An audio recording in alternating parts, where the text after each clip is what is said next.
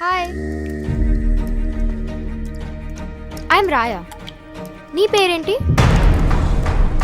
నీతో ఏ భాషలో మాట్లాడాలి? జనరేషన్ గ్యాప్ అనుకుంటా. సెమ్మయ్య ఫైట్ పన్నింగ్ నిమ్మన్న రేడర్స్ షూట్ ಮಾಡಿದ್ರು. మరి నువ్వు చనిపోలేవా? ఇది ఒక టెంపుల్ ఆను. బై ఎనీ ఛాన్స్ తుమ్ భగవాన్ హో?